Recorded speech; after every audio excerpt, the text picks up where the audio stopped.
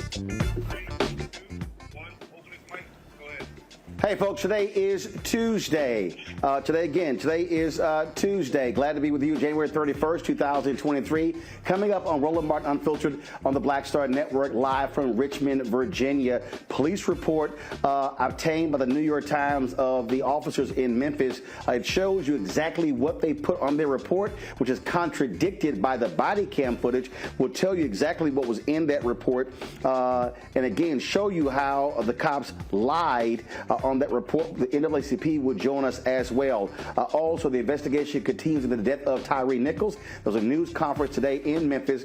People still want answers in his death. Also, on today's show, on Capitol Hill, debate police reform. Senator Tim Scott is claiming Democrat Dick Durbin is blocking his police bill. But this is the same Tim Scott who blocked the George Floyd Justice Act. Also, folks, a ruling in a Confederate monument in Tuskegee. We'll tell you about that, how the Daughters of the Confederacy, they have lost there. That and more on Roland Martin Unfiltered on the Black Star Network. It's time to bring the funk. Let's go. He's got it. Whatever the miss, he's on it. Whatever it is, he's got the scoop, the fact, the find. And when it breaks, he's right on time and it's rolling. Best believe he's knowing. Putting it down from sports to news to politics. With entertainment just for kicks, he's rolling. It's on go, roll, y'all. It's Roland Martin, rolling with Roland now. He's funk, he's fresh, he's real, the best, you know he's Roland Martin now.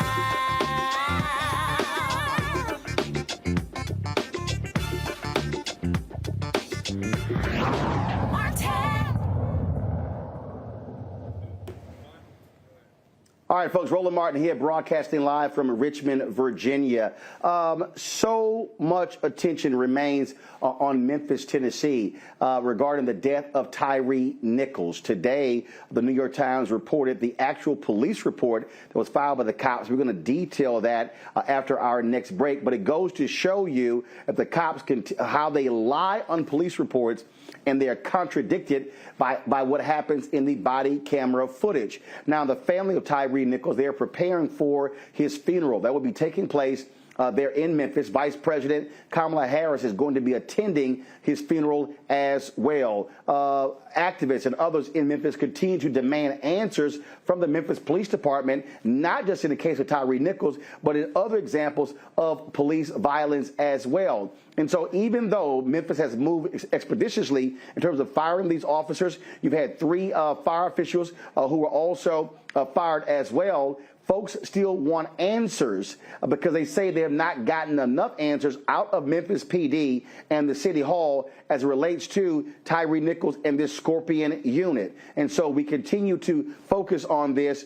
And there's more that is being uncovered as each day progresses. Also, folks are also asking FedEx, where Tyre Nichols worked, why aren't they doing more as well? Yes, they released a statement on Friday with regards to his death, but why aren't they pushing city officials and demanding more accountability? We'll talk about that as well, how the business community can really do their part to step up and hold police departments and cities accountable as well. And so much to unpack when it comes to what's going on in Memphis. The Memphis NAACP is going to be joining us after the break. We've got our panel as well. And so we've got a number of folks still breaking down what is happening with regards to the death of Tyre Nichols. And so much to uncover and to unpack as well. I'm going to take a quick short break.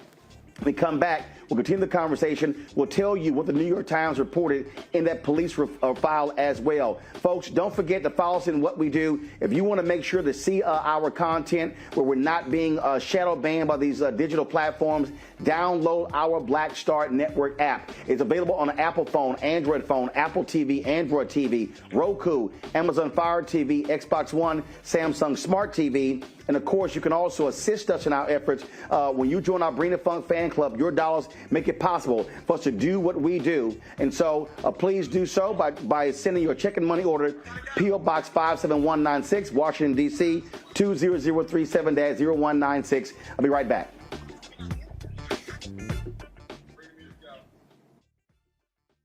Most people think that these television shows that tell stories about who we are as black men, and then they paint these monolithic portraits of us.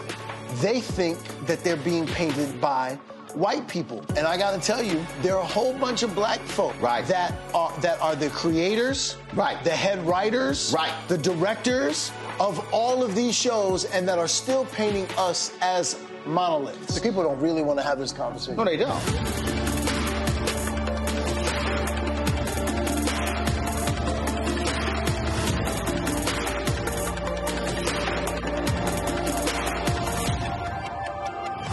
On the next Get Wealthy with me, Deborah Owens, America's Wealth Coach, I'm sure you've heard that saying that the only thing guaranteed is death and taxes. The truth is that the wealthy get wealthier by understanding tax strategy. And that's exactly the conversation that we're going to have on the next Get Wealthy, where you're going to learn wealth hacks that help you turn your wages into wealth. Taxes is one of the largest expenses you ever have. You really got to know how to manage that thing and get that under control so that you can build wealth. That's right here on Get Wealthy, only on Black Star Network. We're all impacted by the culture, whether we know it or not. From politics to music and entertainment, it's a huge part of our lives, and we're going to talk about it every day right here on The Culture with me, Faraji Muhammad, only on the Black Star Network.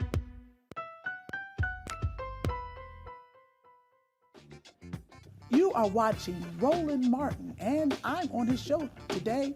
And it's, what, huh? We should have some cue cards. Hey, what's up, y'all? It's your boy, Jacob Lattimore, and you're now watching Roland Martin right now.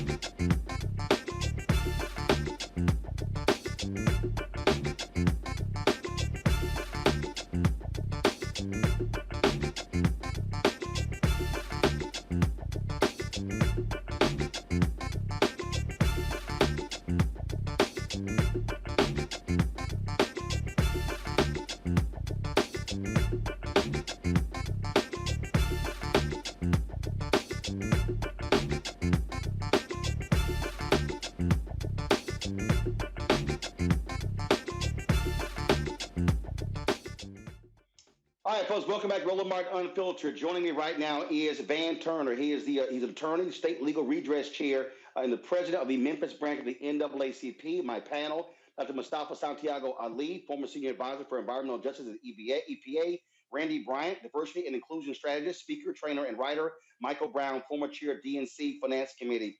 Van, I want to start with you. The New York Times, first of all, the city of Memphis, they of course have been pushing it as if they are completely on top of this. But the reality is there are some issues here. There's some issues that are still here. And the New York Times, they have discovered or they've gotten their hands on the police report, and it shows you what happens when cops say one thing and do another. There was a news conference being held today. Folks are still demanding answers. What is the Memphis NAACP? What are you demanding of this police department as well as this city council regarding the death of Tyre Nichols? We're demanding action and continued action. I think we're up to 7 officers now, Roland. And so we started out with the 5 police officers, which we all saw. They were spread out across the media. They were terminated. They were indicted. But after that, Officer Hemphill pops in, and he's a white officer. And then we have a 7th officer, and we've yet to learn the identity of that particular officer. We've had 3 emergency medical technician officers who have been terminated and relieved of duty, 2 sheriff deputies. So this is an ongoing investigation. We demand continued transparency and action. All involved should be terminated and brought to justice.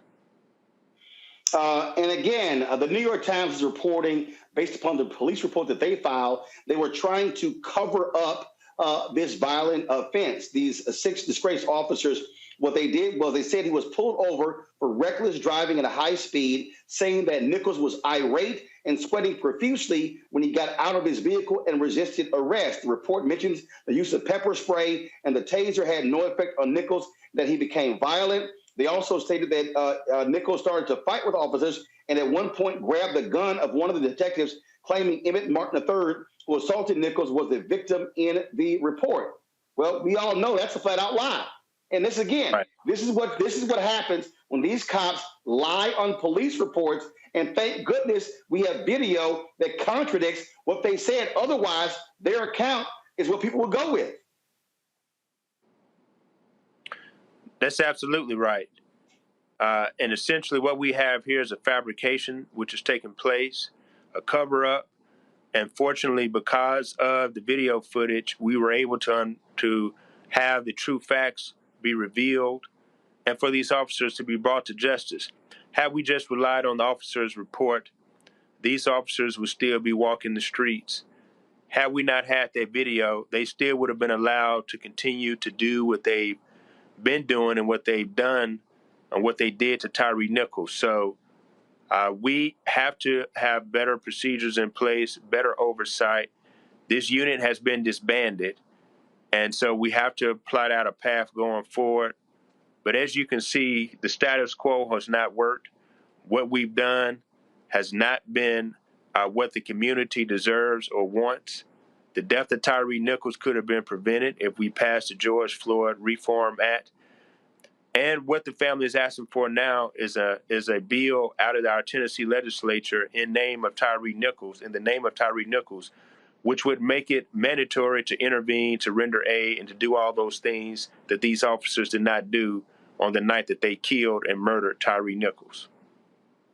Obviously, the city council is going to have to do more. And so what do you want to see from city officials? And are you satisfied with what you heard from the mayor? Because our understanding, she created this unit after she came from Atlanta, where they had similar problems with a similar unit.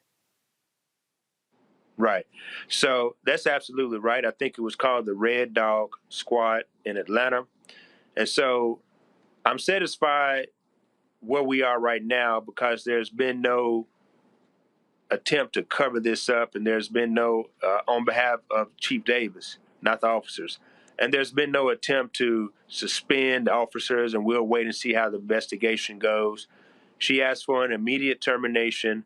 The DA put forth an immediate indictment up to murder 2. And so those are to be things going forward that every police precinct should do. I think even Attorney Crump said so. But there's still a lot more to take place, a lot more to do.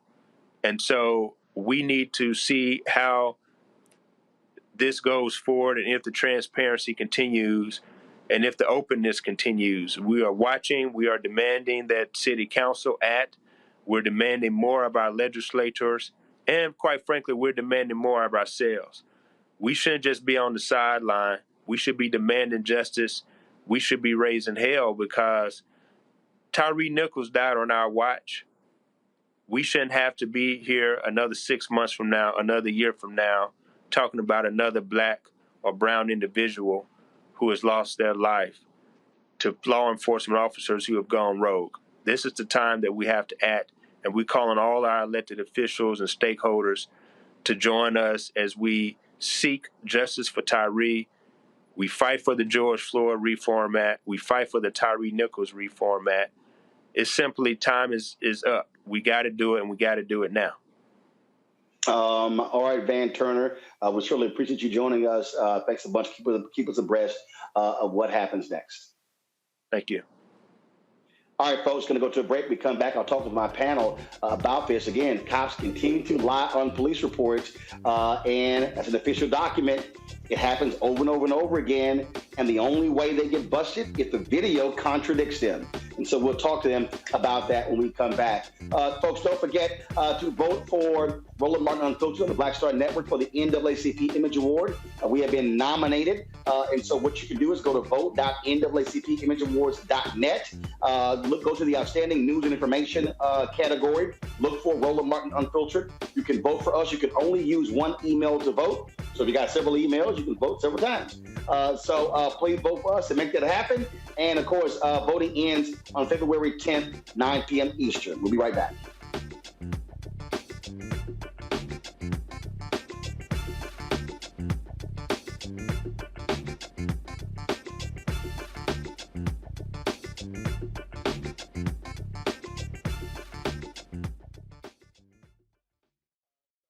Hatred on the streets, a horrific scene, a white nationalist rally that descended into deadly violence. White people are losing their damn minds.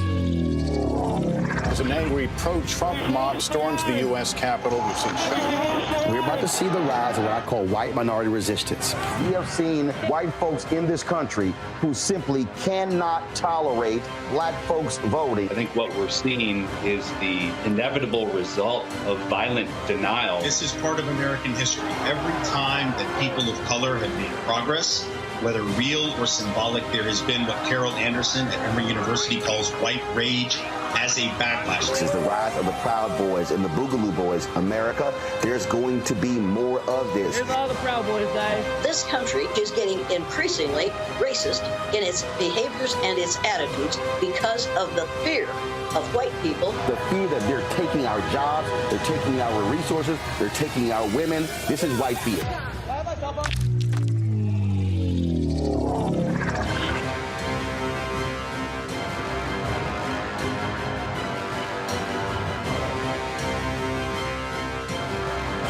On a next, A Balanced Life with me, Dr. Jackie, a relationship that we have to have. We're often afraid of it and don't like to talk about it. That's right, we're talking about our relationship with money. And here's the thing, our relationship with money oftentimes determines whether we have it or not. The truth is you cannot change what you will not acknowledge. Balancing your relationship with your pocketbook. That's next on A Balanced Life with me, Dr. Jackie, here at Black Star Network. What's up, y'all? I'm Will Packer. I'm Chrisette Michelle. Hi, I'm Chaley Rose, and you're watching Roland Martin Unfiltered.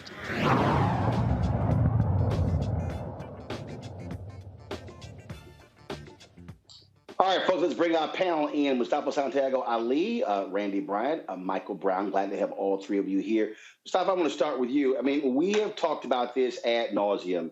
What happens when these officers lie on these police reports?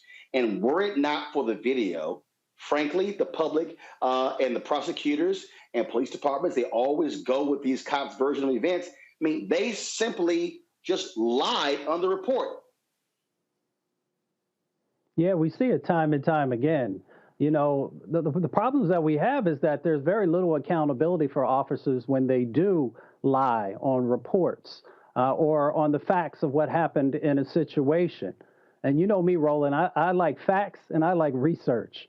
So, you know, back in 2020, Professor Phil Stenson, who's over there at Bowling Green University, is a criminologist, he actually tracked arrest cases for a number of years and found out of 10,000 cases that over 6% of those had police officers that were giving false statements and false reports. And 25% of those actually were dealing with police violence. So we find that, you know, these incidents continue to happen, and the facts are showing us that they're happening. Now, he also shared in his research that he felt that the numbers were higher, but based upon the time that he had to actually investigate this, that's where it is. So we're talking about a huge amount of cases that are out there that we know police officers are lying. And that really what jumps out here, Randy. I mean, they will sit here and make up stuff on the police reports. They will just lie, and all too often they aren't held accountable. And I've long said, if they lie on a police report, then they should be automatically fired. They should absolutely be automatically fired. And to build off of what Mustafa's just said, there was a study in 2020 that of cases where people were wrongfully convicted, the major reason that people are wrongfully convicted is due to police misconduct. 35% due to police misconduct. And if you look at the prosecutors, it goes up to 54%. So what's interesting is that there is an unspoken system of just a power being abused to put our Black and brown people behind bars unfairly, or, of course, to injure them or kill them, as we've just seen. You know, you see all the people that they've recently arrested or fired by the police department, and they all worked. We didn't see on the camera where they're having conversations about the cover-up, because the cover-up was already understood. They clearly had seen this play out before, and that's the scary part. Michael, it happens over and over and over. And I don't recall seeing the Fraternal Order police calling out their own when they lie on police reports. It might be a slap on the wrist, but the only time we really know when they lie is when there's evidence that contradicts it. And so Mustafa laid it out there. The number of times when they likely lie on people is astounding. And there are individuals who go to jail, who are charged, who are convicted based upon police officers who lie. Absolutely. And first, let me say, Roland, you look fabulous in purple. Well, first of all, alphas can wear any color, and we can show y'all how to wear it. I'm just saying you look good in purple. I'm just letting you know, alphas can wear any color. I tell you, you know what, Roland, you laid it out. I mean, everybody says, I co-sign with everything everybody said. And it's just so interesting and troubling, frankly, that over the last several years, whether it's body cam footage, whether it's poll footage, whether it's folks with cell phones on the side of the street, it still is not making the difference where it's stopping. It doesn't matter that there's video. It may matter bringing people to justice, which is great. Great for the families, great for the community, great for our country. But it's not deterring officers from still doing bad acts, because they must feel that there's protection in either qualified immunity, or it doesn't really matter, my pension is going to be intact. They can't sue me personally. So they feel this level of protection, whether they have a camera on, whether somebody's on the side of the street with a camera, and whether there's a poll cam. So the more troubling thing is not just obviously that people are getting beat down, in some cases dying, but the fact that officers don't seem to care that there's video footage until, frankly, they're in a courtroom and heading off to jail. And that right there is what is so troubling, Mustafa, and that is the excuses that are offered. And yesterday, DeLacy Davis talked about how there has to be mass transformation. And I just simply believe the only way we are to confront this The only way is you got to get rid of qualified immunity. When they know that their butts are on the line, that's when they're going to stop. And when you start snatching pensions. Yes. Most definitely. It is always about the dollars that unfortunately are what drive people to do the right thing. We'll probably talk about this later, but of course there are pieces of legislation that have been introduced before to address this. And if we don't build real accountability into the system, then we're going to continue to see folks doing all kinds of things. If police officers who are standing on the sidelines watching this happen don't feel that there is any accountability for them also, then the dehumanization, the brutalization inside of our communities will continue. And so we have an opportunity in this moment, just like we did when George Floyd was killed and a number of other people both killed and brutalized, to change this. The question will become if people will continue to put pressure and if we will force our politicians to do the right thing.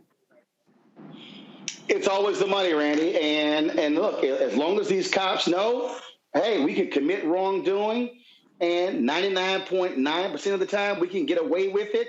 And if anything happens, fine, the city or the other city will pay a settlement. We just keep going. You have to deal with their pensions. And then there are many cases where they get busted, and then if they served a while, I'll retire before I'm actually disciplined by the department. Correct. Or they go to another precinct. What's interesting to me are all the police officers where they make this big announcement where they were fired, and then we find out that a year later they're working in another town. Also, I was thinking the police department, in my opinion, if you look at the history of policing, they're functioning exactly as they were designed. So we need an entire dismantlement of the police, of policing, because they are functioning as they were designed. I had a conversation with someone, and I said, in all my years in life, I've never called the police because I've never seen them as a solution. I always was fearful that they would make an issue more or worse as a Black person in America. And I believe that there's probably a lot of people out there that have the same sentiment. The thing that the other day, Whoopi Goldberg said, maybe the only time people are going to care in this country is when white people are being brutalized, and the Fox News people just lost their minds, Michael. But it's true. The reality is, in this country, I remember during the Civil Rights Movement, they'll care about some college kids being killed if they're white, not if they're Black. And so people got mad at Whoopi. She was just stating the truth. And absolutely. And then there are a couple double standards, obviously. That's clearly one. But also it's interesting, some of the reaction amongst folks when they heard that the officers were Black or African-American. Obviously, the first gentleman was white, who originally pulled him out of his car and tased him and then said, "Stomp his ass." But it shouldn't matter the color of the officers. But what matters is the color of the victims. That always seems to be consistent. And as long as that continues, as you just mentioned, until the demographic changes of the victims, it's going to be one of those things. Mr. Nichols' mom was on one of the news shows, and she had mentioned that a week or two before her son's incident, that there was a white young man who spit in a police officer's face, and the police officer politely arrested him and took him downtown to do whatever he was going to do about the assault. But she was like, "Why did my son get that treatment?" And so there clearly is a double standard. And you got to assume, whether it was what was it called, the Red Dogs, I think, or the Scorpion Unit, they're not patrolling white neighborhoods. You better believe that.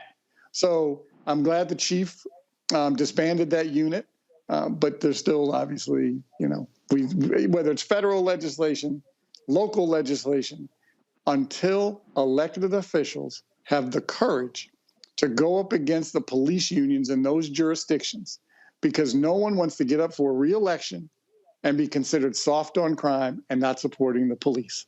And the police unions know that. And that's why we're in this dilemma. And again, this is spurring more conversation and hopefully lawmakers to do something when it comes to the issue. of police reform. When we come back, we're going to talk about what's happening on Capitol Hill, where you have Senator Tim Scott whining and complaining, saying Democrat Dick Durbin is stopping his police reform bill moving forward. Yet this is the same Tim Scott who lied on Democrats when he shut down negotiations over the George Floyd Justice Act. We'll talk about that. We'll also talk about how Governor Ron DeSantis, he is specifically trying to get rid of diversity, equity, and inclusion in all of Florida's colleges and universities. We told y'all it was not just about critical race theory, folks. And Bethune-Cookman has suspended one of the football players who spoke out against what was happening in the program. We'll tell you about that as well. And speaking of that, we'll be in Daytona Beach on Friday, Hope Fellowship Church, for our community town hall, dealing with the issues at Bethune-Cookman.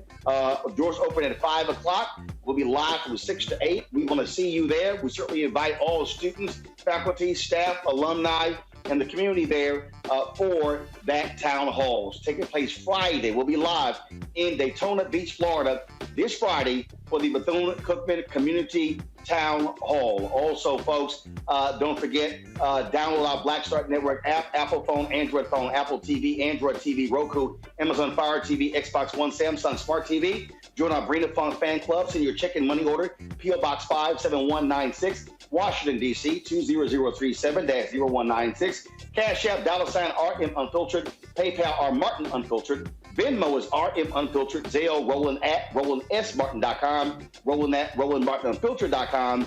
And be sure to get a copy of my book, White Fear, How the Browning of America is Making White Folks Lose Their Minds. Available at bookstores everywhere. Of course, Target, Barnes & Noble, Amazon. You can download a copy on Audible. We'll be right back.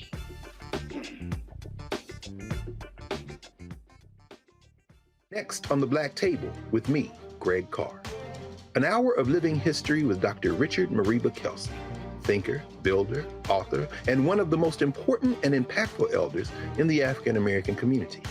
He reflects on his full and rich life and shares his incomparable wisdom about our past, present, and future. African genius is saying that my uncle was a genius, my brother was a genius, my neighbor was a genius. I think we ought to drill that in ourselves and move ahead rather than believing that I got it. That's next on the Black Table, here on the Black Star Network.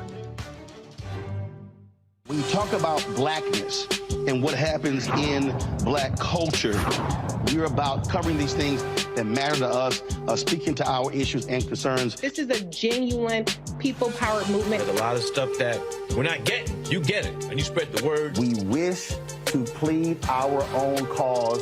Too long have others spoken for us. We cannot tell our own story if we can't pay for it. This is about covering us. Invest in black-owned media. Your dollars matter.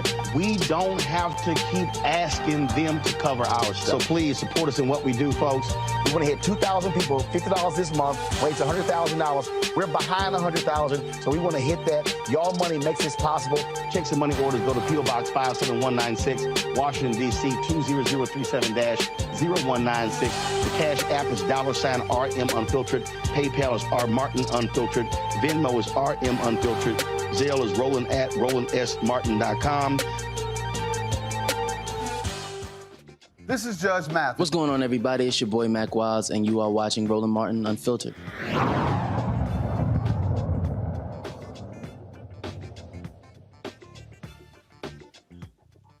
As I said, folks, Senator Tim Scott is whining and complaining that Democrats are not moving forward with his 2020 bill. It is called the Just and Unifying Solutions to Invigorate Communities Everywhere Act. I don't know what the hell that name is.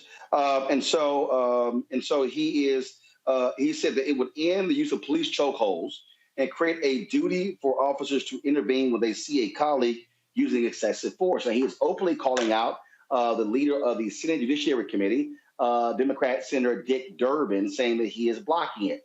But I recall, Randy, that the same Senator Tim Scott shut down the George Floyd Justice Act negotiations that passed the House, negotiating in the Senate, because he claimed that Democrats wanted to have provisions in the bill that would defund the police. Now, the reason Tim Scott is full of it is because a year earlier, in Tim Scott's bill. He actually said that if cities did not pass certain laws, they could not qualify for the federal funding. I got the receipts. I have text messaged Tim Scott 4 or 5 times. He never responded to that. So he's really crying wolf right now.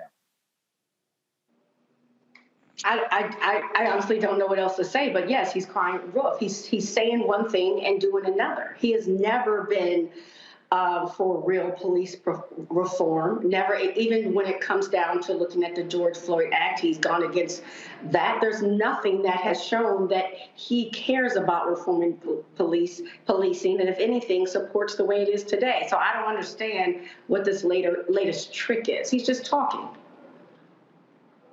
And that's really it there, Michael. I mean, look, he has no credibility with me on this.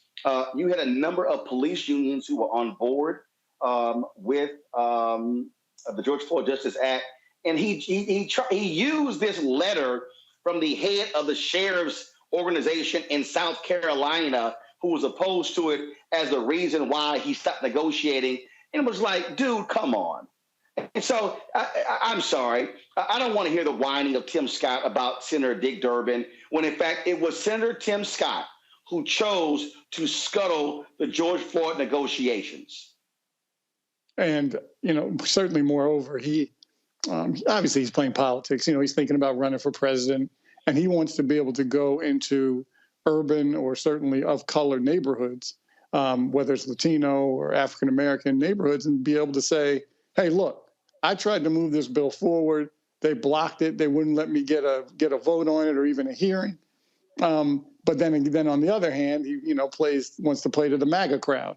So he's obviously playing his political game. But it's one of those things where when assuming he runs for president, I have no idea whether he will or not. Everybody's running after this MAGA crowd, which is interesting to me because it used to be when Trump was, I guess, if he was ever at a peak, was what, maybe, in the high 30s. Now it's in the high 20s and dwindling even more. So I don't know why everyone's running to this racist MAGA group to figure out that that's the ticket to get to be president, at least nominee in the Republican Party. So, he's playing politics. He's going to continue to play it. But it's certainly interesting if he's campaigning, if he's going to say the George Act, because he changed the name. Why didn't he just say, I'm just using the old title? So I find that interesting. He's going to continue to play politics, and we'll obviously see what happens with that. Look, he absolutely is trying to run for president in 2024, and he wants to act as if he is moving forward on this. But the reality is his bill was weak, and Democrats wanted more in the bill. The House version, the George Floyd Justice Act, was much stronger than his bill, to be frank. And so it's not, and he wants to act like, it's all about chokeholds and the next cop standing by. Dude, stop it. Mustafa, it goes way beyond that, but he wants to offer this minimal bill to act as if somehow he's doing something significant to confront police brutality in America. Yeah. I mean, his bill was watered down at best. Tim Scott knows what he's doing. The other panelists have already sort of highlighted that. Tim Scott reminds me so much of Supreme Court Justice, who I don't even say his name anymore, but he's the only African-American male who's there who never says anything. Tim Scott also, if you follow Tim Scott, and when all these other senators are standing up and talking about important issues, Tim Scott is often very, very silent. Now, he did speak a few times about this particular issue. Here's the other part of the equation that you got to point out. It goes back to what we talked about before. Qualified immunity is important, and it has to be a part of any serious police reforming bill. And if you're not willing to fully embrace that, then you are just feeding folks a bunch of foolishness. So Tim Scott knows what time it is, and he just refuses to do what's necessary and what's right.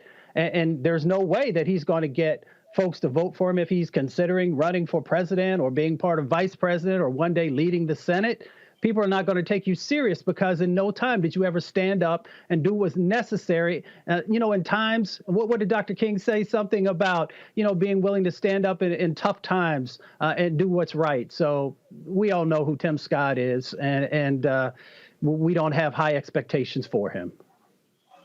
I just, again, listening to him, and here's the deal. First of all, let's play this piece of video of Tim Scott whining, and I'm explaining to y'all again what he did and how he won't answer to what he also did. Go ahead. Yesterday on ABC's This Week, Senator Durbin asked Senator Booker and I to come back to the table and start talking about policing in America. I never left the table, Mr. President, but it was Senator Durbin who filibustered my Justice Act. It was Senator Durbin who called the effort to make de-escalation training more available a token piece of legislation. It was indeed the senator from Illinois who said, as aspects of my Justice Act, talked about the importance of the duty to intervene, a token piece of legislation. In that legislation, Mr. President, we had more resources for more training because we want only the best wearing the badge in every location, in every municipality, in every county, in every state in this great nation. But politics too often gets in the way of doing what every American knows is common sense. And here we find ourselves again, Mr. President, having the same conversation with no action having happened so far. Now, Mr. President, I don't speak on this floor very often, but this is my 10th speech on policing in America in 8 years. The 10th time I've asked for something that will make our officers better and safer and make our communities better and safer.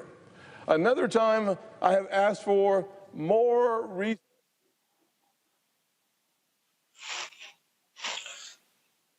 Forgive me if I take a nap while he's talking. He's sitting here, y'all.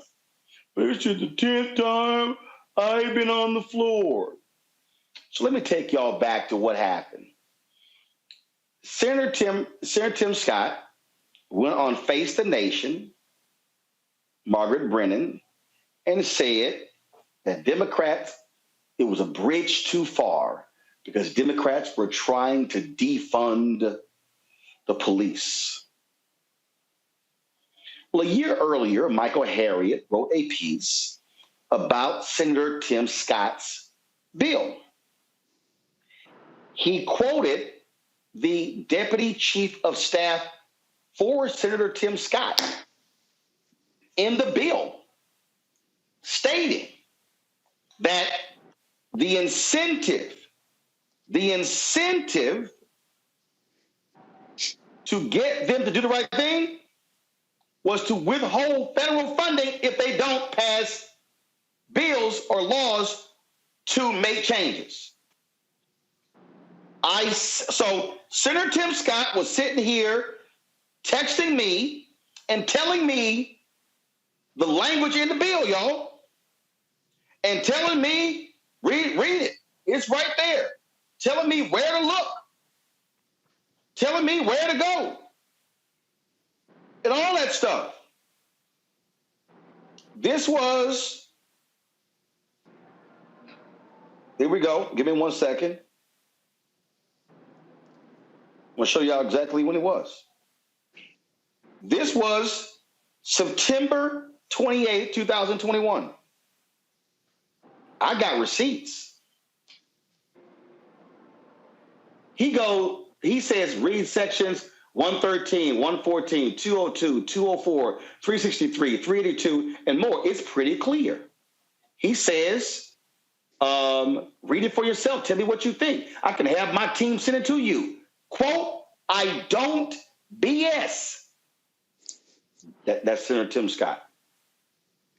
sent me an email. I then said, if Dems want to defund the cops by cutting funds, please explain why you previously wanted to do the same. How can you say it's a bridge too far when what you now say is bad is what your own deputy chief of staff says was needed? Here's what Michael Harriet published today. That was September 30th. Seriously, what's the difference? And what's the difference when the Trump executive order that you supported did the exact same thing? Nope. Y'all can see, no response. October 27th. Senator, it's been almost a month since I sent the last text to you asking you to clarify your statement on Face the Nation with what you did last year. I've also sent emails to your staff that have gone unanswered. Can you or your staff answer exactly what I asked last month? No response. January 19th. Senator Tim Scott, it's been 2.5 months since I asked you to explain the difference between what you accused Dems of doing on the Floyd bill and what you proposed last year. Why have you and your staff gone silent on your own proposal? What's the difference? No response. May 25th. I have numerous family members on my show now who are at the White House. They are angry because they say you haven't reached out to any of them since the bill fell apart. They say they want to hear from you, both from Jean's sister, Terrence Crutcher's sister, Amir Locke's family. They're not happy. No response. So please tell me, Senator Scott, how in the hell you actually care about this when you didn't even talk to the family members and you won't even answer the question about your own bill? I got the receipts. We'll be right back.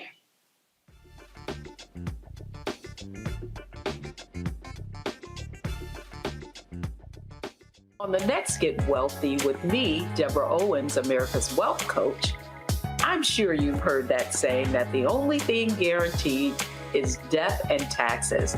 The truth is that the wealthy get wealthier by understanding tax strategy.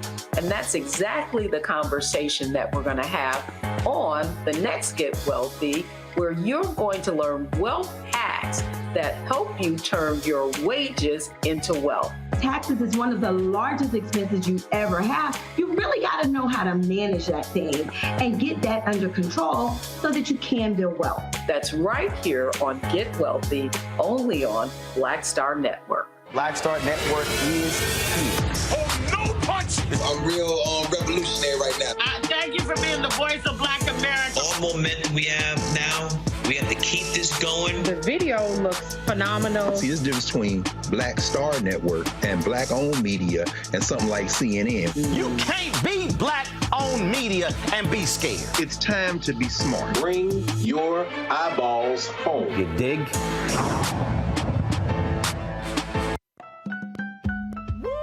We're all impacted by the culture, whether we know it or not. From politics to music and entertainment, it's a huge part of our lives, and we're going to talk about it every day right here on The Culture with me, Faraji Muhammad, only on the Black Star Network.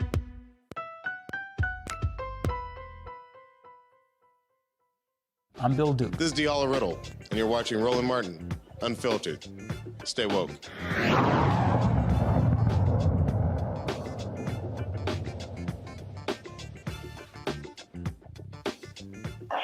All right, did we not tell y'all that Republicans are attacking anything dealing with race, equity, diversity, inclusion, multiculturalism, affirmative action? It is the basis of my book, White Fear, How the Browning of America is Making White Folks Lose Their Minds. It wasn't critical race theory. I kept warning everybody. So guess what today? Florida Governor Ron DeSantis announced he wants to dismantle every statewide diversity, equity, and inclusion program. He also wants to review tenure for professors as well. He continues his culture wars drama. All right, so I ain't going to play all of this. I don't want to hear this scrub talking the whole time. But listen to what this idiot had to say today in Florida. And I think you have the dominant view, which I think is not the right view, but the dominant view is the use of higher education under this view is to impose ideological conformity, to try to promote political activism, and that's what a university should be. That's not what we believe is appropriate in the state of Florida. Instead, we need our higher education system to focus on promoting academic excellence, the pursuit of truth, and to give students the foundation so that they can think for themselves.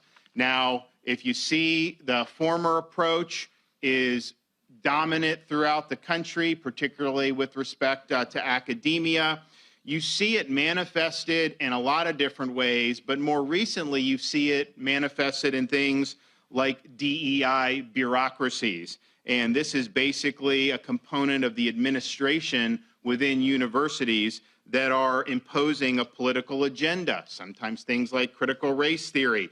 These bureaucracies are hostile to academic freedom, and really they constitute a drain on resources and end up contributing, certainly around the country, to higher costs as these bureaucracies metastasize.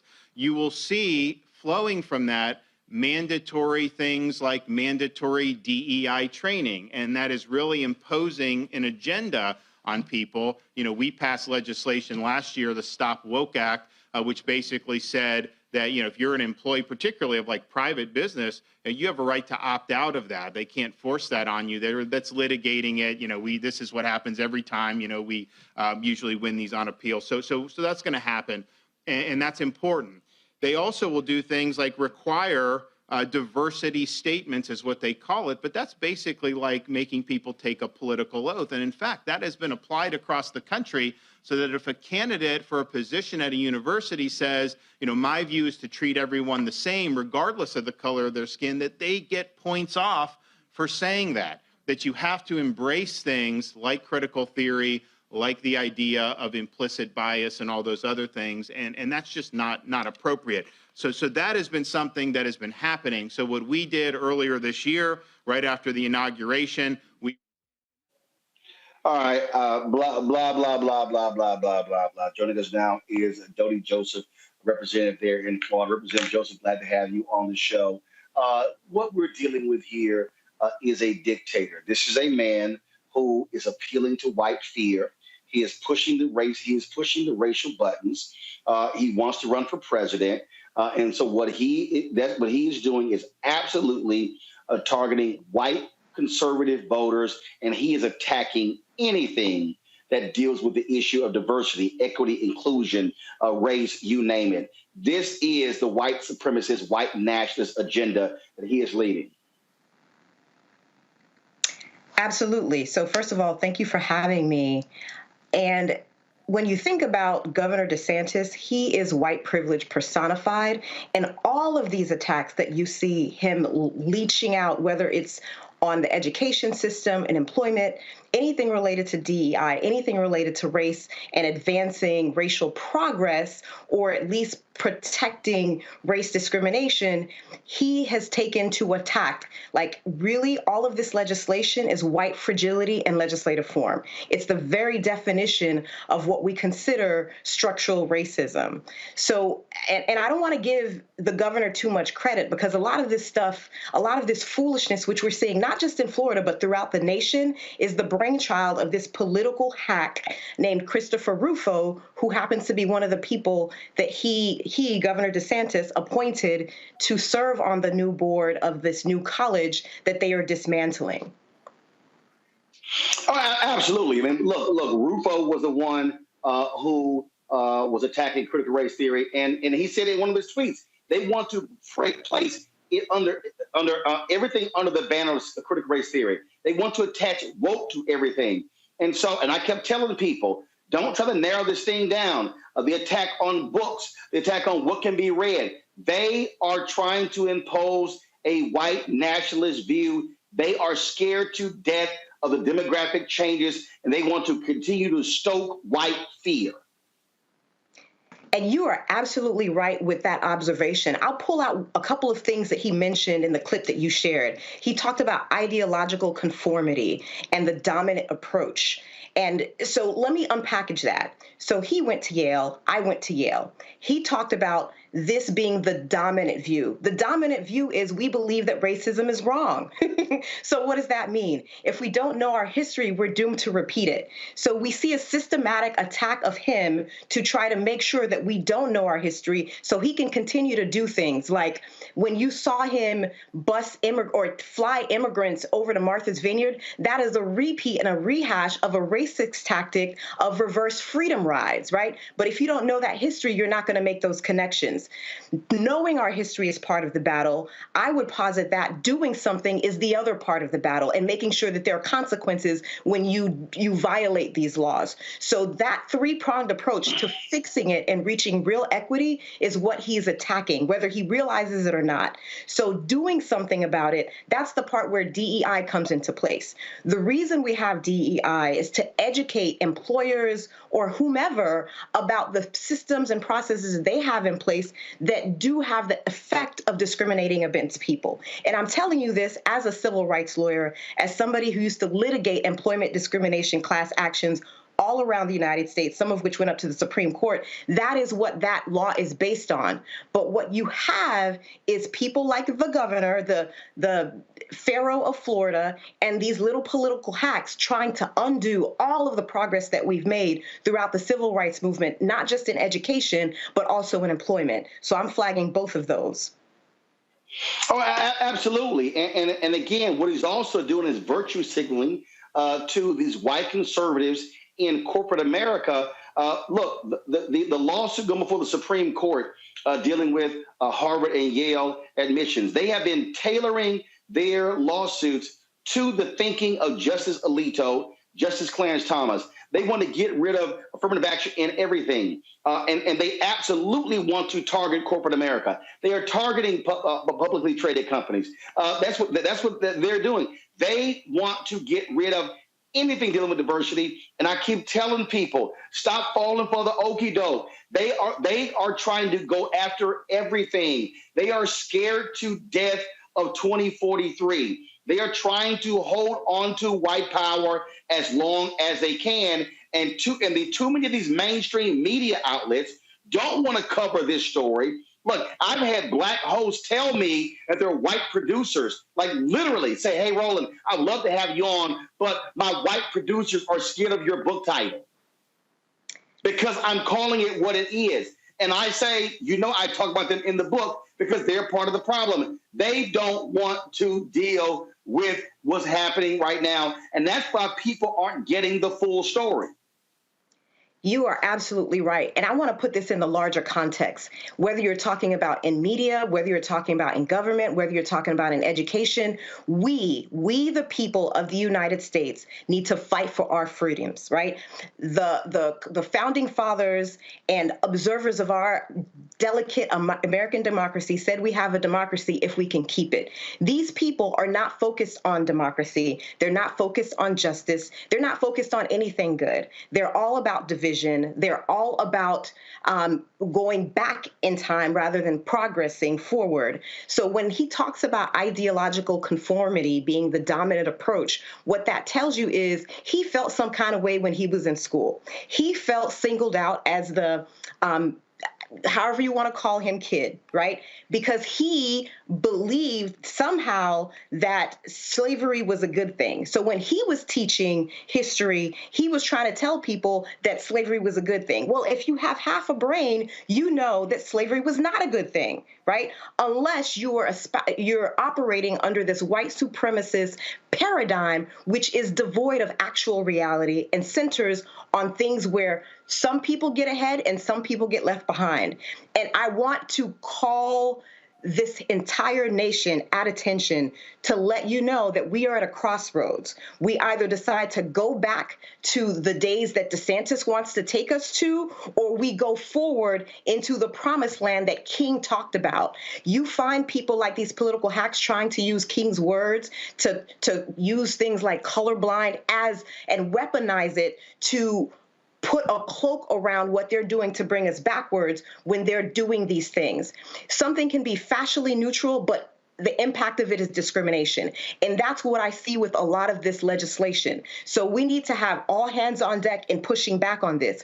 And he's counting on people being distracted by these culture wars so that they forget that everything that actually matters to people in Florida, whether it's property insurances that are going through the roof, putting money on in your pockets and on your table, making sure you have a living wage, that you can take care of your family with dignity, all of those things, they're doing everything to take that backwards. And they want to distract you with this stuff so that you don't see what they're doing. It's all the okie doke. They want to do all this crazy stuff and make sure that they're harming everybody, black, white, purple, it doesn't matter. So I need people to remember that the reason he's doing these things is distract you from other stuff that he's letting loose. Today, they let out something about permitless carry. So they just want, in a time where gun violence is through the roof, they want to make sure that they can have permitless carry. You have no background check in having your gun. This is absurd, but this is what we're dealing with in Florida. Oh, absolutely. And again, I've been warning folks. That's why I wrote the book. And too often, folks don't really want to understand what's going on here. Representative Joseph Michelle, appreciate it. Thanks a lot. Thank you. All right. I'm going to go to, how much time before we go to break? All right, I'm going to do this here. I'm going to go to a break. I'm going to come back. We're going to talk about this here because I've been warning y'all, and I've been warning y'all. Trust me, they're going after everything. If you have not read my book, White Fear, you need to be prepared for what is about to happen. And I ain't talking about the next year. I'm talking about the next 50 years. Folks, get a copy of my book, White Fear, How the Browning of America is Making White Folks Lose Their Minds. Available at all these bookstores, Target, Barnes & Noble, Amazon. Download the audio version on Audible. We'll be right back. Most people think that these television shows that tell stories about who we are as black men, and then they paint these monolithic portraits of us. They think that they're being painted by white people. And I gotta tell you, there are a whole bunch of black folk that are the creators, the head writers, the directors of all of these shows, and that are still painting us as monoliths. The people don't really want to have this conversation. No, they don't.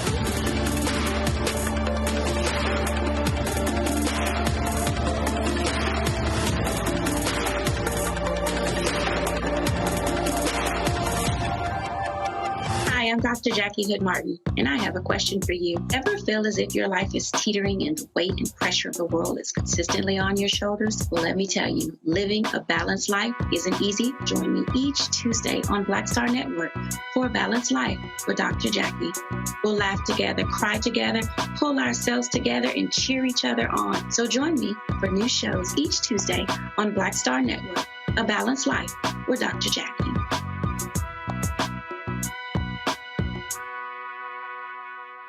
Pull up a chair, take your seat. The Black Table with me, Dr. Greg Carr, here on the Black Star Network. Every week, we'll take a deeper dive into the world we're living in. Join the conversation only on the Black Star Network. Hey, I'm Arnaz Jake. Black TV does matter, dang it.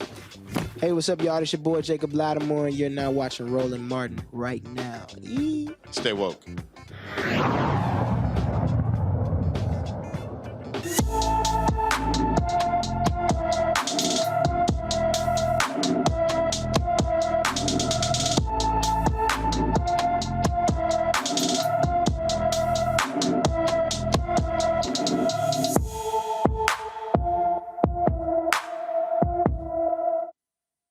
It's December 28th. The Garland, Texas native is 5 feet 3 inches tall, weighs 200 pounds, with black hair and brown eyes. 15-year-old, maybe with a Hispanic male by the name of Julian. Gianna has multiple medical conditions and needs treatment. Her family is concerned for her well-being. If you have any information about Gianna Griffin, please call the Garland, Texas Police Department at 972-485-4813, 972-485-4813. Go back to that previous topic here. Randy, I want to go to you.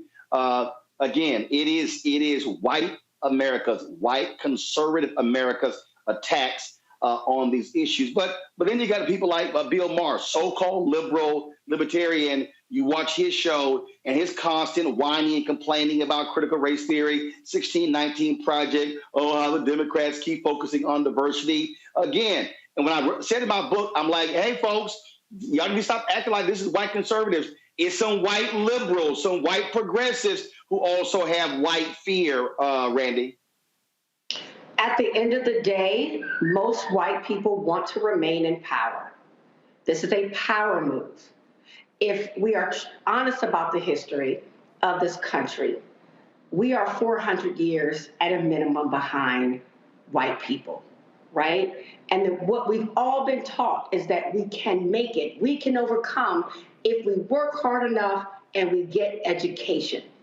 But what DeSantis is doing is making it where it's going to be almost impossible for a diverse set of people, anybody that considers themselves a minority, because they're not about to be, it makes it very difficult for us to get the same education, have the same opportunities.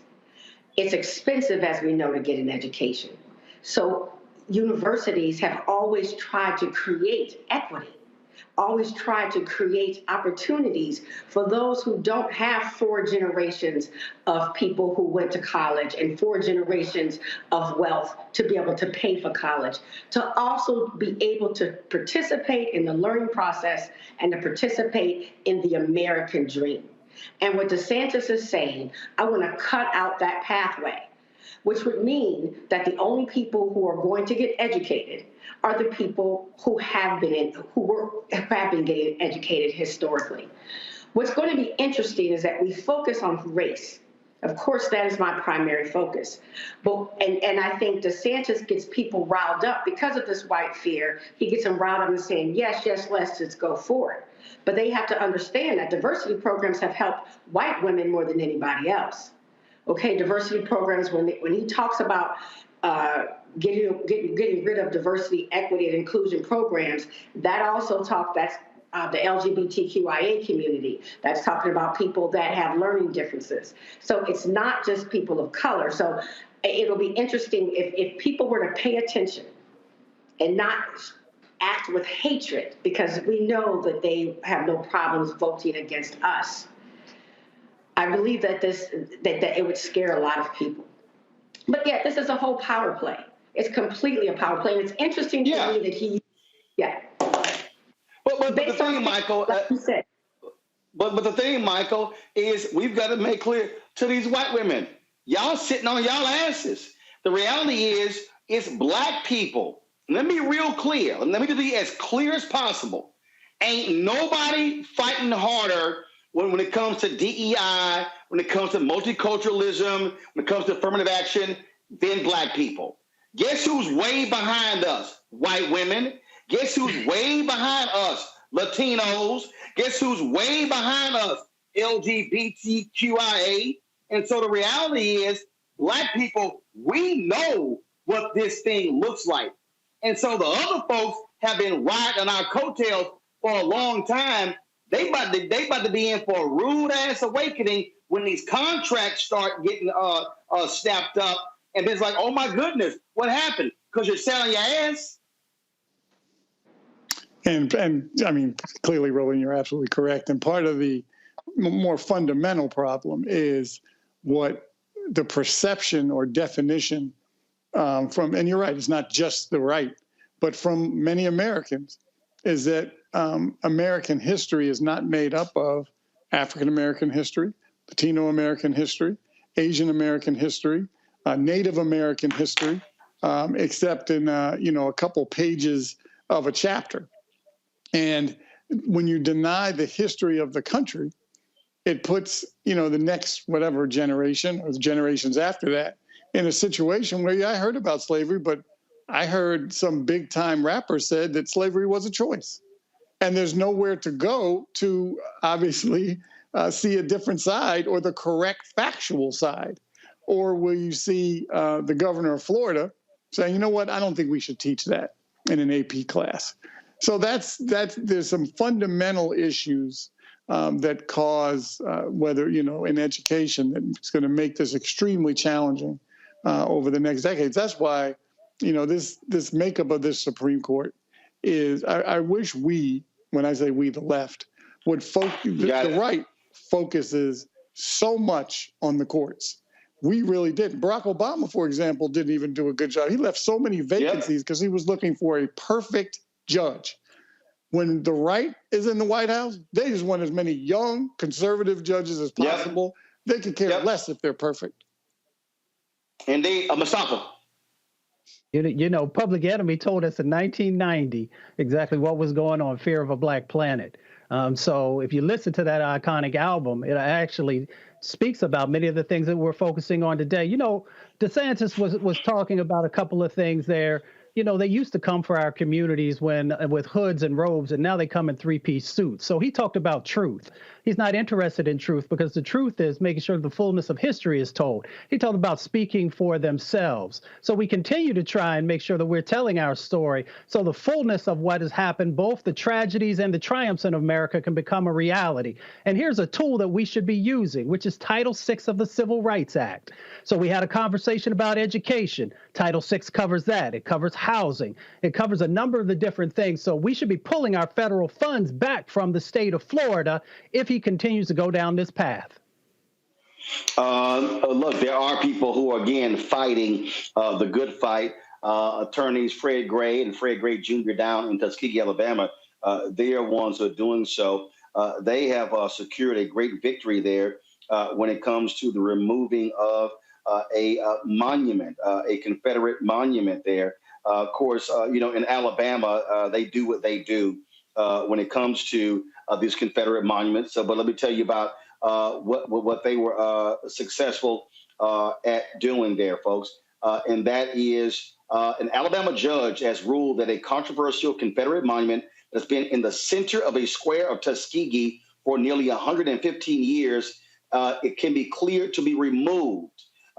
Fred Gray Jr. and his brother Stanley, they worked on the case. They join us right now. I'm glad to have you here, Fred Jr. and Stanley. And so, again, Alabama's been trying to keep these monuments up in these majority Black cities. Of course, Montgomery got fined for taking down a street named after your dad.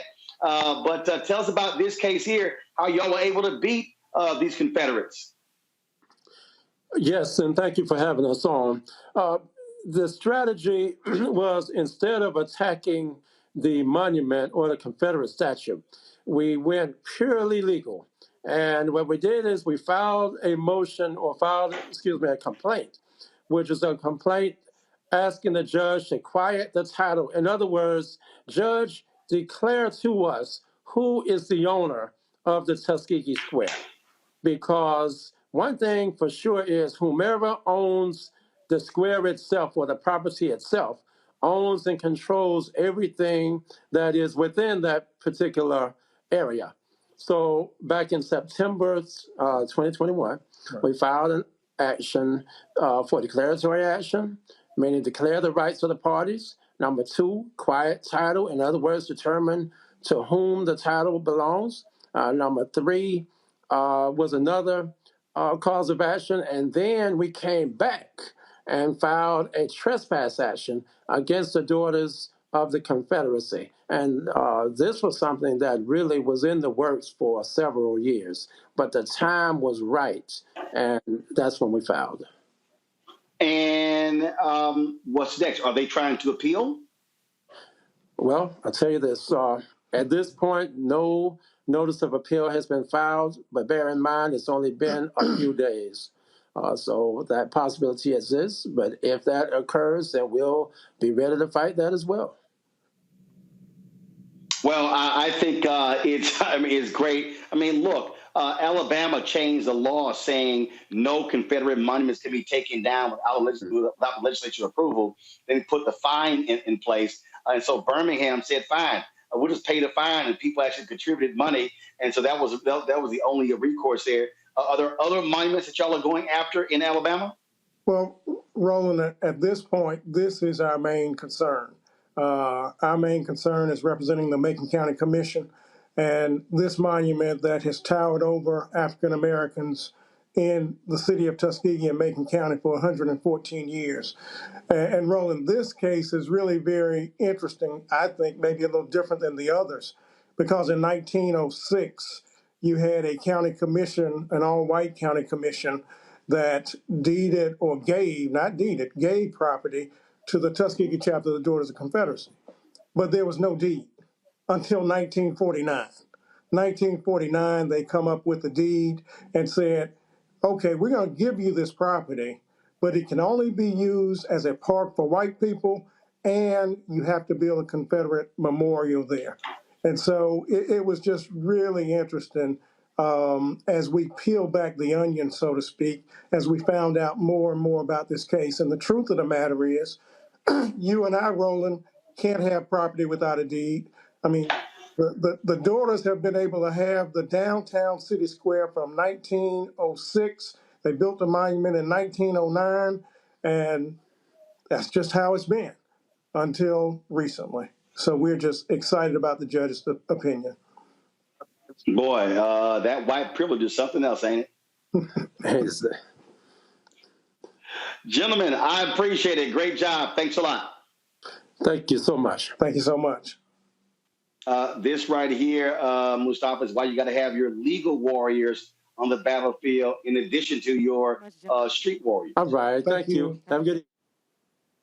Yeah, without a doubt. That's why we got to support our HBCUs that have law schools, and black and brown folks are going to law schools at other ones. We got to make sure that we're supporting them because our country, you know, utilizes the law in many of the instances of things that happen in our lives. And the fight continues because we still got over, 2,000 Confederate memorials that still exist outside of our country. So we've got to have all hands on deck. And of course, many of the legal folks are going to lead the way, along with activists.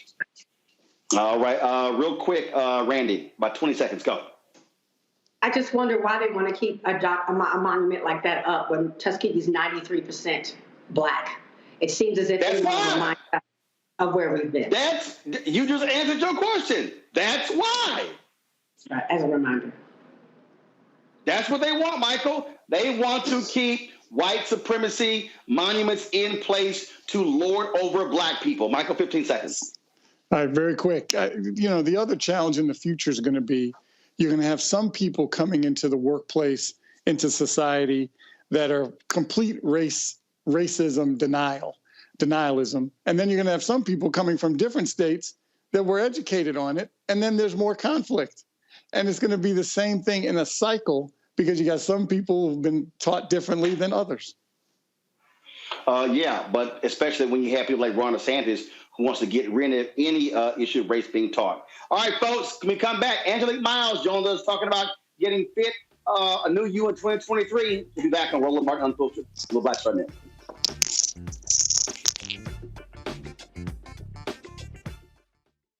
I'm Deborah Owens, America's Wealth Coach, and my new show, Get Wealthy, focuses on the things that your financial advisor and bank isn't telling you, but you absolutely need to know. So watch Get Wealthy on the Black Star Network.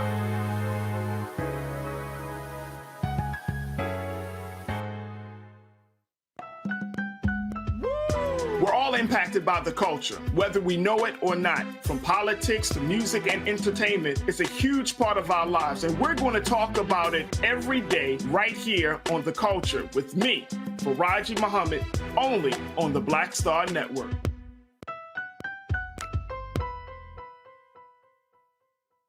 Pull up a chair, take your seat at the Black Table with me, Dr. Greg Carr, here on the Black Star Network. Every week, we'll take a deeper dive into the world we're living in.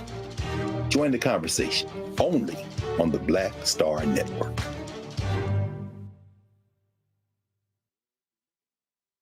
Hi, I'm Teresa Griffin. Hi, my name is LaToya Luckett, and you're watching Roland Martin Unfiltered.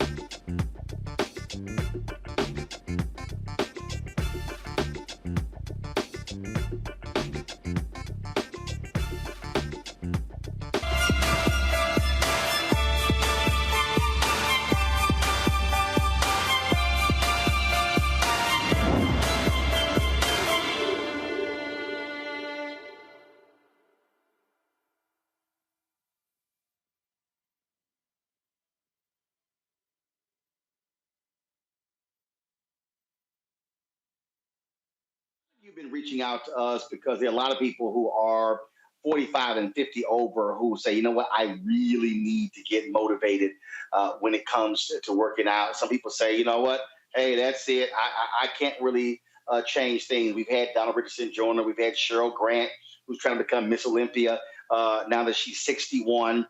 And so I reached out to Angelique Miles. If you look at her on Instagram, she's often showcasing not just how she looked, but also in terms of her workouts and the different things, the different products that she uses as well. Angelique, how you doing? Here at all.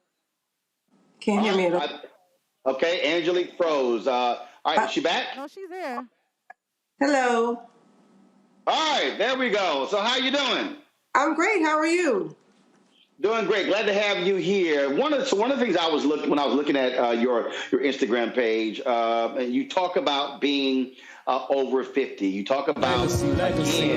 What keeps you focused, what keeps you motivated, and so many people. Again, I get emails from them. We look at the comments in the chat room. They're always talking about, okay, where do I start? Where do I begin?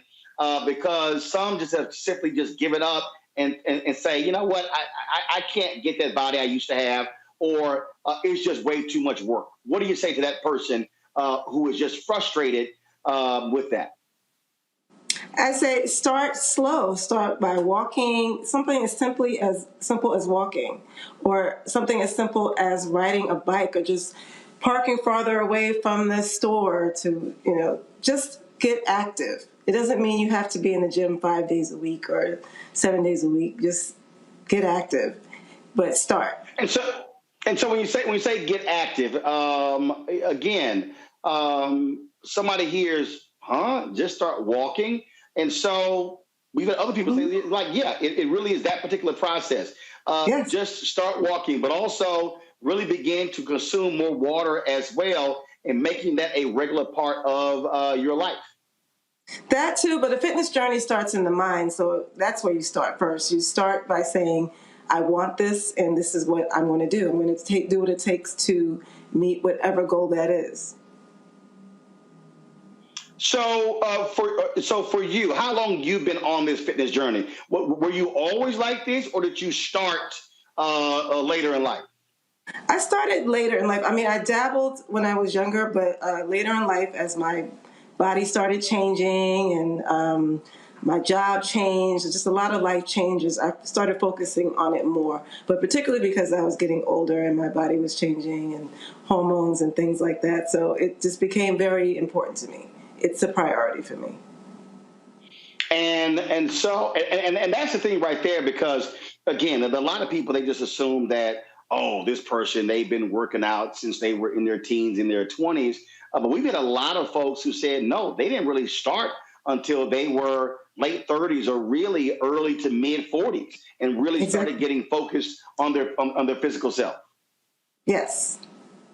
I mean, it depends on what that is for you. For some people, it's after they have children. For me, it was, like I said, my body was changing. I was gaining weight unexpectedly. I couldn't eat the same things I was eating. I had to become more active if I wanted to look and feel the way I wanted to. Oh, absolutely, absolutely. Questions for our panel. I guess I'll start with Randy. Randy, did you put those Cheetos up?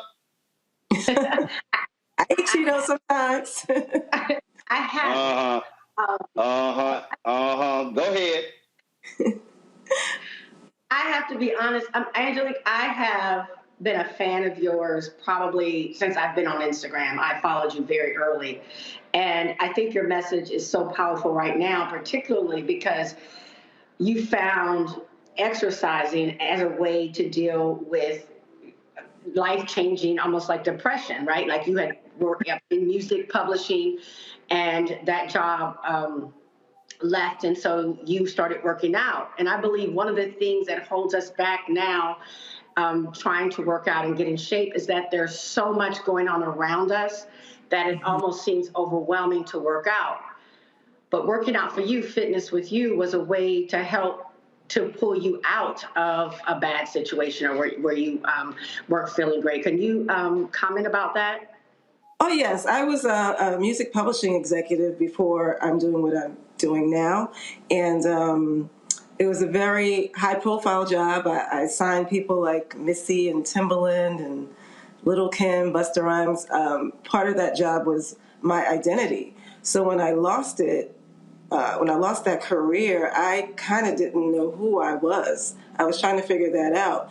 And the only thing I could control was getting up and going to the gym every day. Like, I didn't have to depend on a phone call back, an email back from, it was the one thing I could control. So that's what I did every day. And it did help me get out of a deep and dark place. Absolutely. I find your story so inspiring, so thank you for that. Thank you, Randy, and I appreciate you following me all this time. I really do. Michael.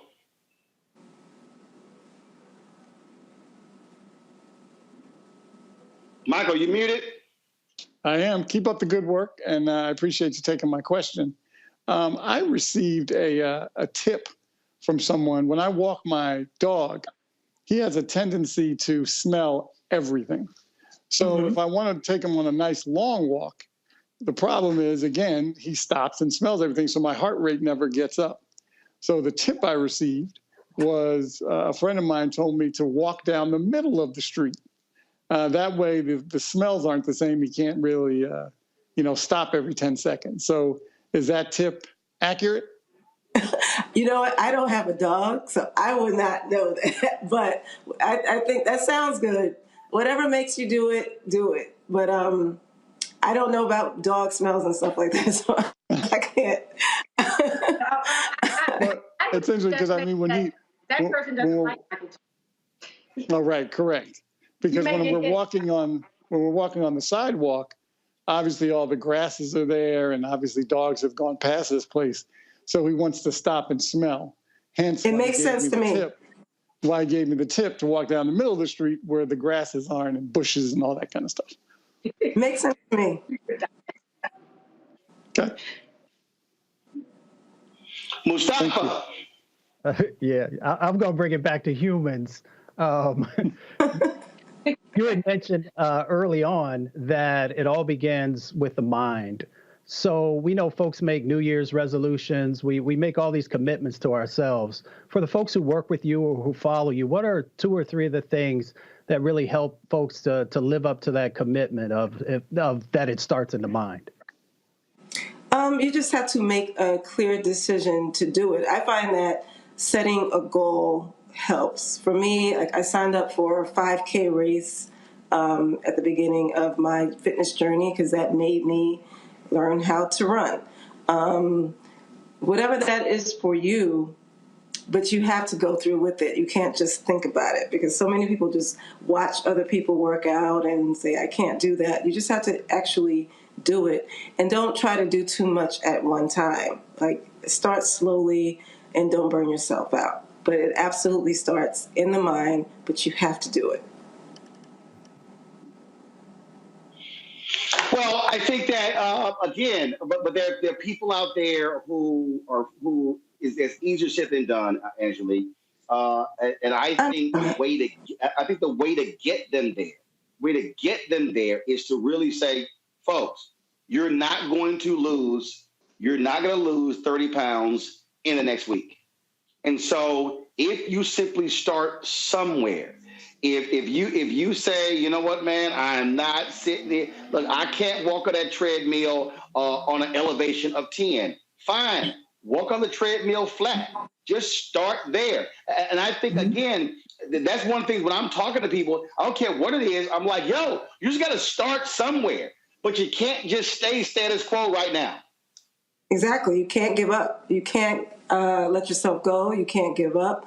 And it could be as simple as don't drink soda. Stop, cut back on soda, cut back on sugary drinks, cut back on white bread and white potatoes. It's as simple. It's all the little things come together and help. Yeah, and that's what I'm saying. So for the people out there, who are so frustrated. My whole deal is just start once and actually sit there and write down if you drink soda now. Just start writing down how many sodas do you drink per day and then per week, and then say, all right, you can't give it up. Okay, cut back once a day, once a week, or whatever, and then begin to go from there. But again, but you have to start somewhere. You can't just keep going on and on the way you have been. If folks want to reach out to you, where do they find you? I didn't hear that last part. I said, if folks want to reach out to you, where do they find you? They find me on Instagram at Angelique Miles and on TikTok at Angelique Miles 8. All right. Well, Angelique, I certainly appreciate it. I got folks texting me. They were like, "Okay, Roland, how old is she?" And I think you posted what 50s? Was it 56? 56. I'll be 57 this year. 56. Yes. All right, 57 this year. So there you go. So I knew I was right there. Well, look, we certainly appreciate it. Thanks so much. Thank you so much for having me. All right, take care. All right, folks, gotta go to the break. We'll be right back on Roland Martin Unfiltered on the Black Star Network. Folks, Black Star Network is here. Hold no punches. I'm real revolutionary right now. Black power. Support this man, Black Media. He makes sure that our stories are told. Thank you for being the voice of Black America, Roland. Stay black. I love y'all. All momentum we have now, we have to keep this going. The video looks phenomenal. See, this difference between Black Star Network and Black-owned media and something like CNN. You can't be Black-owned media and be scared. It's time to be smart. Bring your eyeballs home. You dig?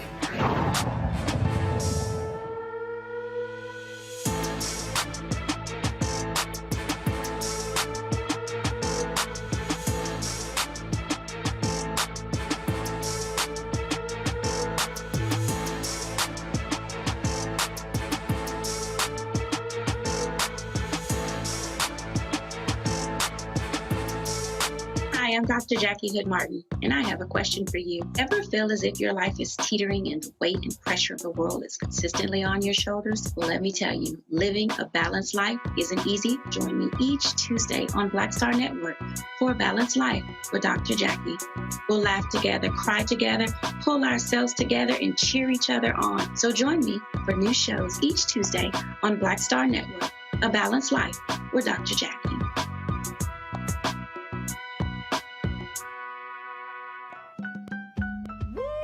We're all impacted by the culture, whether we know it or not. From politics to music and entertainment, it's a huge part of our lives, and we're going to talk about it every day right here on The Culture with me, Faraji Muhammad, only on the Black Star Network. Hi, I'm BB Winans. Hi, I'm Kim Burrell. Hi, I'm Carl Payne. Hey, everybody, this is Sherry Shepherd. You're watching Roland Martin Unfiltered, and while he's doing Unfiltered, I'm practicing the wobble.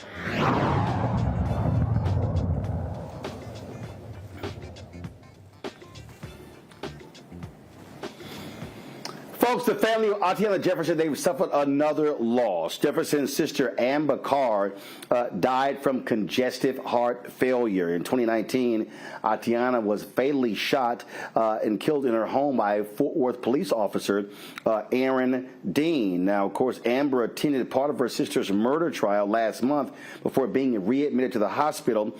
Dean was found guilty and sentenced to prison.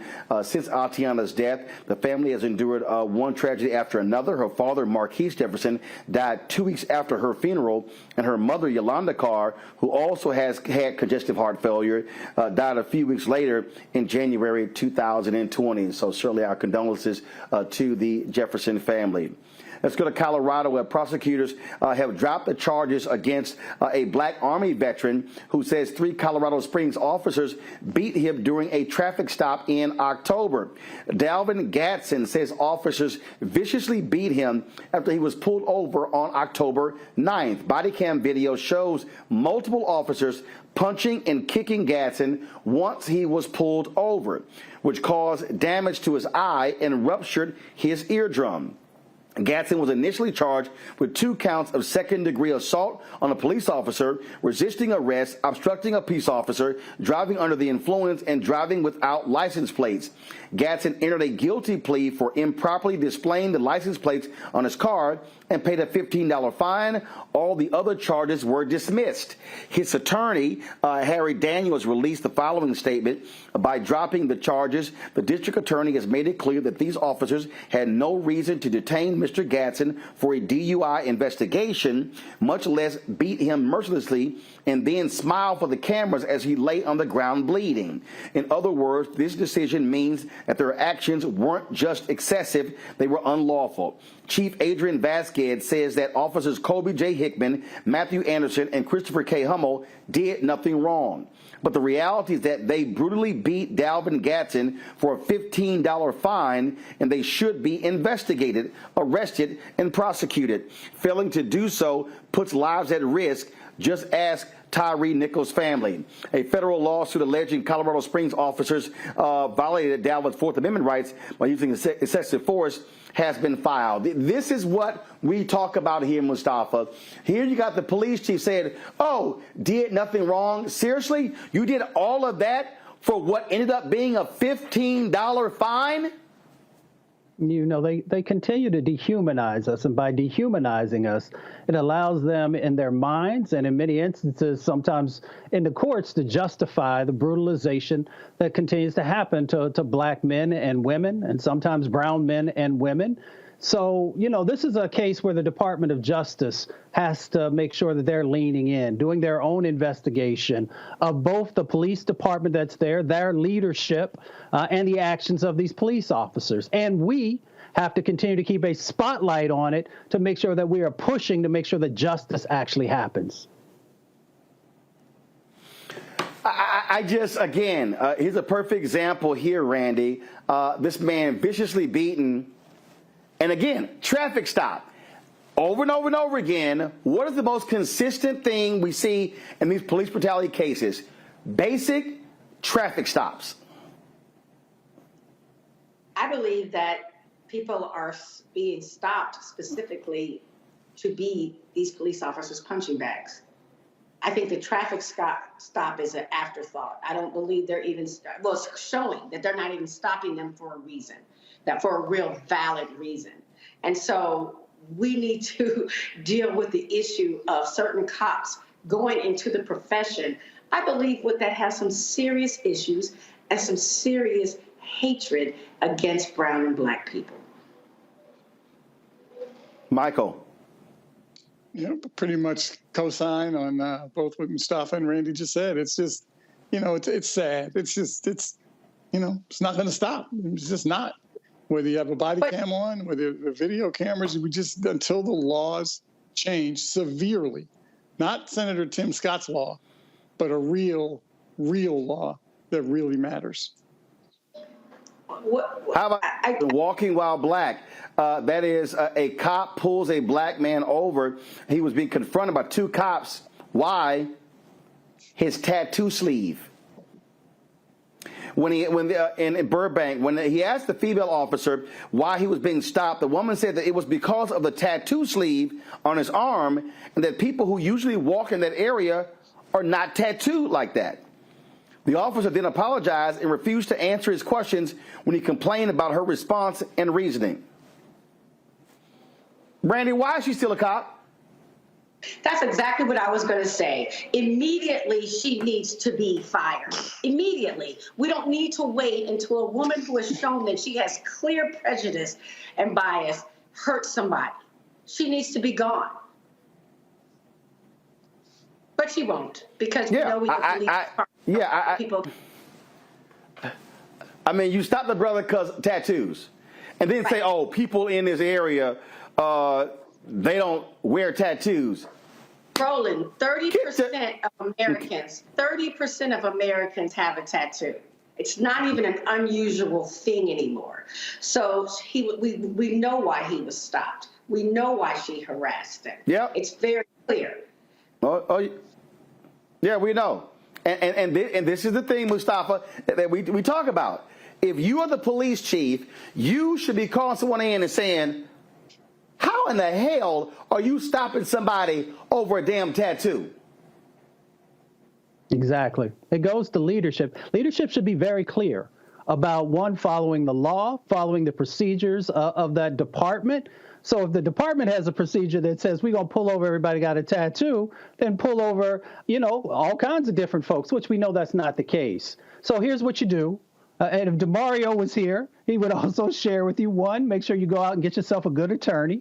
And then two, make sure you're also safe in that situation, because we know how they can escalate. So again, hit them in the pockets. If these cities and these departments want to continue to have these types of actions go on, then folks just sue them. Well, I absolutely agree, Michael, with the idea of suing them. But the problem is when they pull you over for a minor traffic violation that results in a $15 fine, you got your ass whooped. The only reason, look, the tattoo could have escalated into something else as well, and that's the problem. We simply can't even live black, and when something so basic, it might escalate into a death. Yeah, until we obviously been talking about the laws and the like. Until the laws change, in the interim, why not? Why can't these police chiefs? And I understand the collective bargaining agreements. I get it, but these police chiefs to send a strong deterrent message that I don't care what the police union does. If they sue me, they sue me. Me being the police chief or the police department, I'm taking action and removing bad officers from the force. So while the laws are going through the political process, which is obviously going to take a while with this House of Representatives, why not just start canning bad police officers? And then maybe other people will see it as a deterrent and be like, well, I don't want to get fired. Yeah, we got to go through the whole lawsuit process, but in the meantime, I don't have a job. So maybe that's one of the tactics, because she clearly needs to be relieved of duty. Well, look, I agree. I agree. But the bottom line is we see what happens. Let me do this story out of Kentucky here, folks. A former Louisville, Kentucky police officer pled guilty to federal charges of using excessive force, but is not going to spend any time in jail. Katie Cruz admitted to shooting a protester with a pepper ball while standing on private property, not posing a threat to Cruz or others. She pleaded guilty to one misdemeanor count of using unreasonable force during her plea hearing. Cruz was sentenced to 2 years of probation, 200 hours of community service, and a $5,000 fine. She is no longer an officer with the Louisville Metro Police Department and has forfeited her Kentucky law enforcement certification. This was an attack on protesters there. Thank goodness she's no longer on the police force. But again, this is what folks have to deal with all the time in this country, Randy. I was thinking, as we wait for these laws to change, we talk about the arc of justice and how slow it can be. I really do appreciate shows, what you're doing, Roland, and what I see people every day doing. We have to take this in our own hands, as I think that we have, and highlight when these stories happen. You don't see these stories on mainstream America. It's very rare that we hear about this misuse of force, this abuse of force. And so when we are out and we see things happening, I just really appreciate that people are recording it. And you see people on these social media platforms letting the public know. So at least there's some public shame and some public pressure. And Roland, by you showing these incidents on your show, it definitely puts some pressure on these police forces. And so until we can get some official laws changed, I believe that we should continue to highlight and call out the bad apples. Well, look, we got to keep pressing this. We got to keep pushing this because this happens over and over and over again all across this country, folks. And so it's just ridiculous when you have these cops, because they got a badge and a gun, they figure they can stop you for any reason whatsoever, and you have to comply. Michael, Randy, Mustafa, we certainly appreciate you joining us on today's show, being on the panel. Thank you so very much. Folks, tomorrow we'll talk about Bethune-Cookman. Why have they suspended one of the outspoken football players? We're going to break it down tomorrow. And don't forget, we're in Daytona Beach on Friday for our community town hall dealing with Bethune-Cookman University and their issues, taking place at Hope Fellowship Church. Doors open at 5 p.m. We're live 6 to 8 p.m. Everyone is welcome, open to the public. Let's pack the joint out and let's make this thing happen.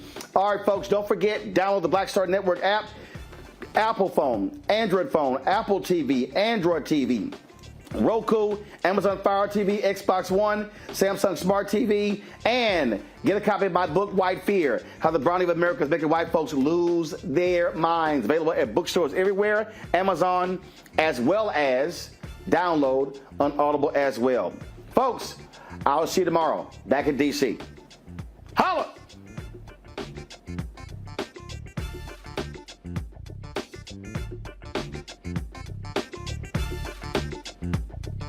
Folks, Black is here.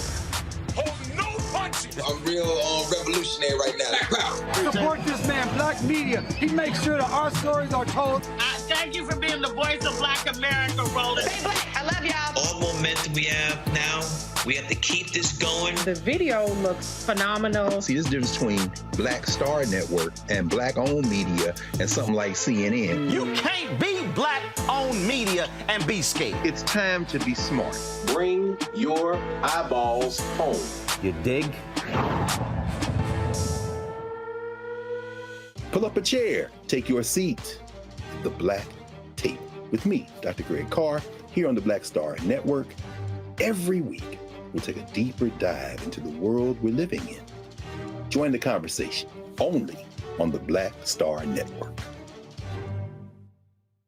Hi, I'm Dr. Jackie Hood Martin, and I have a question for you. Ever feel as if your life is teetering and the weight and pressure of the world is consistently on your shoulders? Well, let me tell you, living a balanced life isn't easy. Join me each Tuesday on Black Star Network for A Balanced Life with Dr. Jackie.